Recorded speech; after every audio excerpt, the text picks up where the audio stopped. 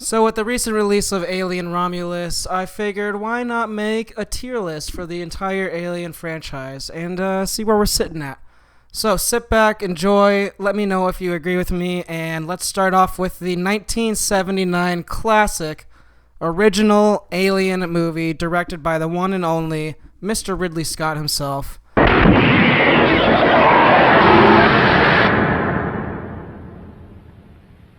Now, if you haven't seen Alien 1, stop this video right now and go see this movie because it is a masterpiece. I'm already going to put it in the S. You already know where it's going.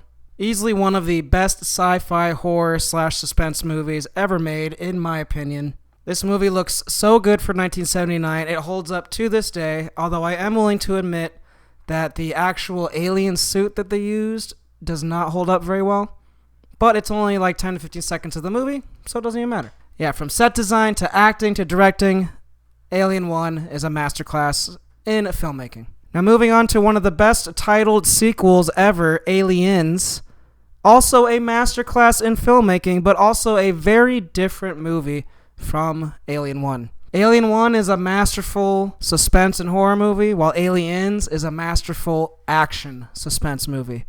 Very different, still an S tier. James Cameron directed, still starring Sigourney Weaver. Still an S tier. Made in 1986. The models, the sets, and the practical VFX all hold up. And man, the end scene with the robot is so badass. And all the weapons and some of the characters are so iconic. Game over, man. It's game over. Aliens is definitely S tier. No question. Okay, moving on to Alien 3, 1992, directed by David Fincher, still starring Sigourney Weaver. This is where the series starts to fall off, everybody. You already know if you've seen this movie. Alien 3, while not a terrible movie, it's just not that good. They tried to use CGI in 1992. It looks awful. They went back to one alien where aliens had hundreds of them, so it felt like a downgrade instead of an upgrade. But it was directed by David Fincher, even though he said he absolutely hated making this movie. Now, all that being said, it's not a terrible movie. I still think it has a couple of good things going for it.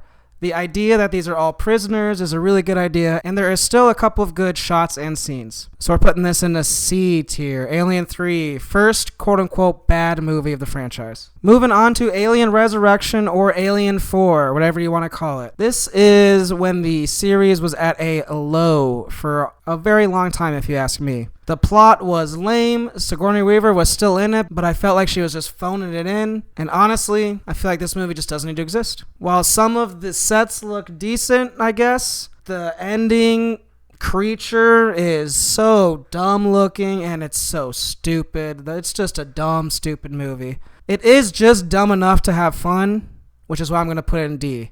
It's not quite F, because it is stupid fun at some points, for sure. Okay, skipping ahead 7 years after the atrocity that was Alien Resurrection, we are now at 2004's Alien vs. Predator. Starring nobody from the original cast, directed by Paul W.S. Anderson. Alien vs. Predator is pretty fun, not gonna lie. I was 10 years old when I saw this movie, so I do have a little nostalgia for it. But if I take my nostalgic glasses off, I still think this is a pretty good movie. Some good action scenes, some pretty good CGI and sets, and a big enough budget to make it fun. That being said, it's not very suspenseful, and the acting is pretty mediocre, and the story doesn't really make that much sense, so we're going to put it at B.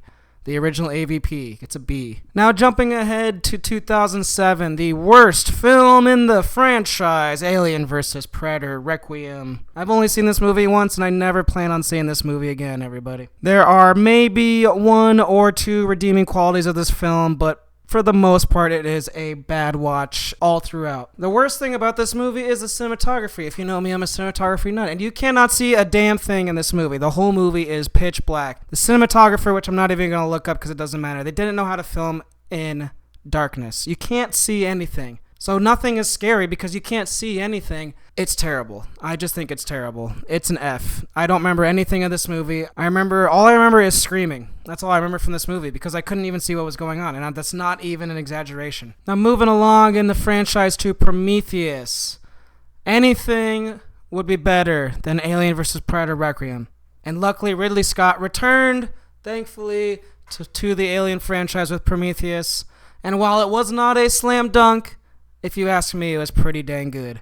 I like Prometheus a lot. I do think there are a few confusing plot points that if you really put it under a microscope doesn't make that much sense, but I like that he went for broke. He shot for the stars and he landed on the moon. I'm going to give Prometheus an A. I really enjoy this movie. Alright, moving on to Alien Covenant 2017, also directed by Ridley Scott.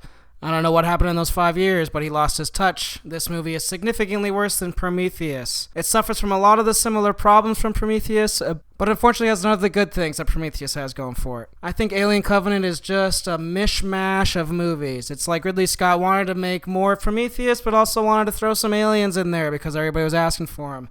Then at the end of the day, it's just a jumbled mess of a movie. Honestly, I remember this movie looks good, and that's about it. I'm putting this movie at a C. Very forgettable, but I guess it's not terrible. It belongs right with Alien 3. Sounds about right. And last but not least, Alien Romulus, the newest film in the franchise, directed by Fede Alvarez. Very good movie. Very good movie. If you have not seen it, I highly recommend you do. While not a perfect film, I think it fits wonderfully in the Alien franchise. A lot of people say this movie copies the Alien formula too much, but I don't think that's a bad thing. While it does definitely copy, I think it innovates as well. I like this movie a lot. I think the visuals are great, the acting's great, the directing's great. It's putting it right at an A. And something I want to say about the Alien franchise that I think they do really, really well is every single one of these movies, while definitely different variations of quality, every single movie feels different and unique in its own way. None of these feel like a copycat of a previous movie. Every single one of these movies goes for something just a little different, and I gotta appreciate that. What do you think of this list? Would you change any of them? Let me know in the comments below. Thanks for watching. I will talk to y'all later. Like and subscribe.